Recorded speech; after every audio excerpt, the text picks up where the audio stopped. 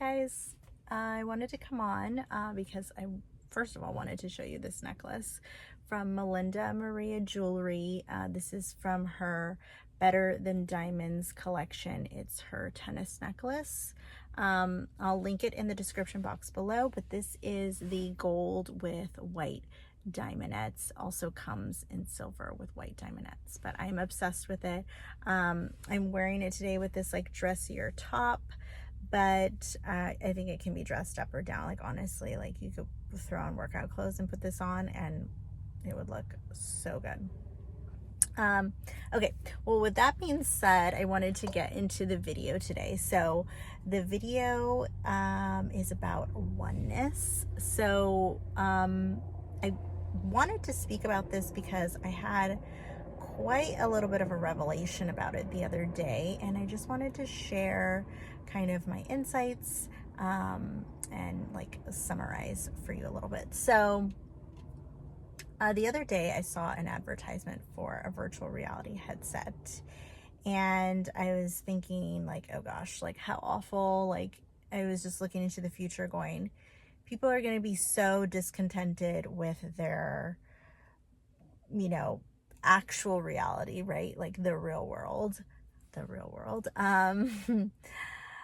that they're going to want to plug into these VR headsets, that, they're going to live most of their life in these virtual realities that they're going to create or someone else is going to create, or however it's going to work. They're going to get to look how they want to look and act how they want to act and whatever.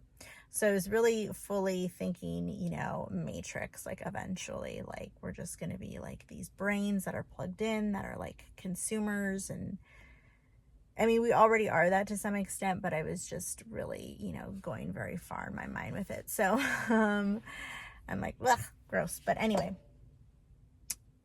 after seeing that advertisement, a few days went by, and I found this movie on YouTube called Samadhi. It's a 3-part movie. I watched all 3 parts, but I'm going to link part 1 down below because I really thought it had some amazing information. Actually, I'm going to link 2 videos because this other video is extraordinary too. But essentially, the idea is, scientifically, they were speaking about space and time, right? E equals mc squared. But they're realizing that it's not just space and time that constitutes our universe. It's also consciousness. And they're saying that consciousness itself is really what governs everything in the universe, and that there is really like one consciousness, sort of, I don't know what you would say, like pulling the strings, or however you want to put it, right? And we can also talk about consciousness as God, right? We can say consciousness is God, or the universe, or awareness, or oneness, or there's kind of these interchangeable terms that really all kind of mean the same thing. So in the context of this, they were saying that, we are this one consciousness fragmented into individual consciousnesses. And we believe, because we are perceiving through our 5 senses, that we are separate, that we are having our own experience of the world, when really truly we're part of this one consciousness that is sort of individualized itself, but we are each other. Essentially, we're no different from each other. So it really also brought light to the saying, treat others how you want to be treated, and love thy neighbor as yourself. And I really started to see that the truth of that, and that when I am looking at somebody, I am really seeing myself, because we are all one, right? I am not separate from the other person, and the other person is not separate from me. On an energetic level, we're all just vibrating energy. So we're so connected. And it really made me also think of the virtual reality headset. I said, oh my gosh, okay, so, I've heard people say we're this eternal being, this eternal soul that comes into the world, puts on this body, kind of a meat suit to have this human experience. And I said, oh my gosh, it's almost like I'm this being of light that put on a virtual reality headset, but this virtual reality headset is my body. And they say, oh, don't identify with your body. You're not your body. And it can be hard because our body seems so real, so solid. And because we're perceiving through these five senses, we're feeling things, we're smelling things, we're tasting things. So I was like, wow, that's so incredible and so accurate. And it's funny because in the movie, they liken it to putting on a VR headset, right? So that was just further confirmation for me that I was kind of on this right thought track. But nonetheless, watching the movie really solidified for me the fact that we are all one. And I started to think like, wow, people, and I've been guilty of it myself, right? We get so upset about things. We either get angry or we get hurt, because we feel somebody has done something to me or something has happened to me that I'm not happy with. But I think when we can drop the self, right, which becomes the ego, then it's just sort of these things that are happening, but they don't carry the same weight. They don't carry the same seriousness, and they don't carry the same meaning. We can truly let go and enjoy life, surrender to the experience of life, kind of like you would with a VR headset, right? You're going into virtual reality and you can do anything you want. Doesn't matter. Who cares? Have fun with it. And I'm not saying be a bad person, right? Because again, whatever you do, you're doing to yourself. So, at the end of the day, I think we all want to be happy. We all want to be joyous. We all want to have a beautiful experience of life. And I think we can do that. I know we can do that when we drop our sense of separation or a sense of separateness from one another. Because I think, it's kind of this shedding of what we've been taught or what's been ingrained in us, right? Like we come into the world, we're a baby, right? We're no clothes, no identity, no name, no nothing. We're given a name. We're told we're this gender.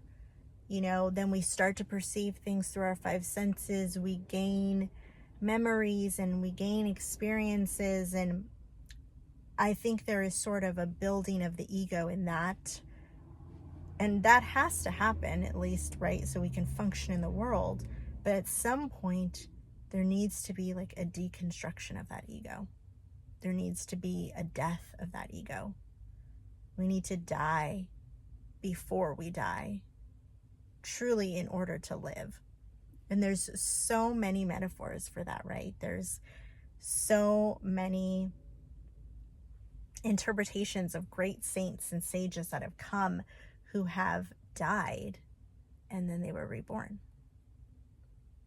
They're a new creation, right? And it's interesting to me because I've been on the spiritual path for quite some time. I've studied a lot of text and things of that nature. And back in the early 2000s, I was very into oneness. And I didn't have so much of a comprehension of it as I do now. But it's funny because I'm just coming right back around to it. I will say I took a bit of a hiatus because I got married and I had a child, and that was taking up a lot of my attention. When you have a baby, it's can be hard to focus on spirituality in some senses. But anyway, nonetheless, here I am. I'm back at oneness, and I truly feel not just that I have an understanding with my mind, but it is something I feel, right? Something that my heart feels, that my body feels, that I know intuitively is correct, is truth. And I think a lot of times when we hear truth, we know it's truth. Intuitively, we can feel it. It resonates on a level that untruth doesn't resonate on. So I think really, truly, there's, so many problems in the world, but I think a lot of them can be solved just truly by knowing we are one. We are not separate from anyone. No one is different from us in any way, shape, or form. We're all the one consciousness, just fragmented. We're in this virtual reality, having this experience. And I think it can be so beautiful if we understand that we're not separate from each other. And it really also made me think of a lot of the things that Jesus said. He said the first and greatest commandment was to love the Lord your God with all your heart.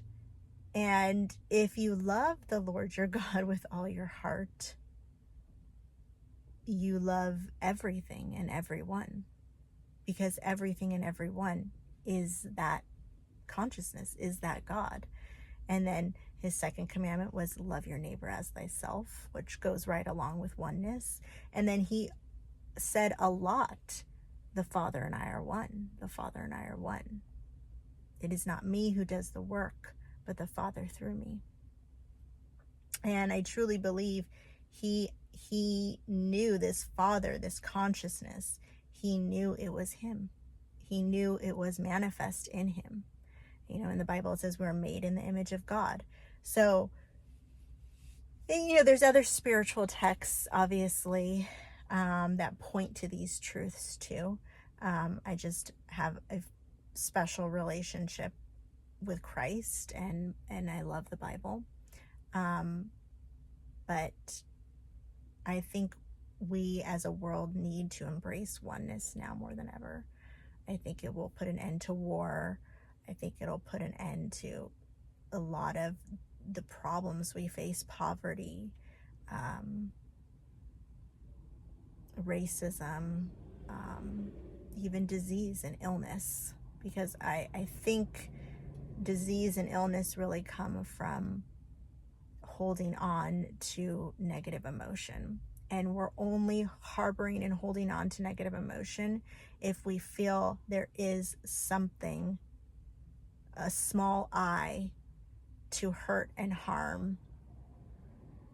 But if there is no I, if I am the same as the next person, then what's there to get offended by? What's there to get hurt by? What's there to get upset by? There's nothing there. What are you going to do? Offend God? Hurt God? Impossible. It's impossible. So it's liberating, it's empowering, and I think it's what we need as a race to move forward in a more positive direction. And honestly, you don't have to believe me. You don't have to believe me at all, because I know that God is in control. He is in control. Consciousness, the one consciousness that governs this entire universe, is in control. So whether we choose to believe in oneness or we choose to believe in separation, I think that will decide what your experience will be in this virtual reality. So much love to you. Thank you if you've made it this far into the video. I hope it wasn't too long-winded and it made sense. But yeah, I'm watching the sunset, so I'm just going to enjoy it now in peace and quiet. And I'll see you on the next video.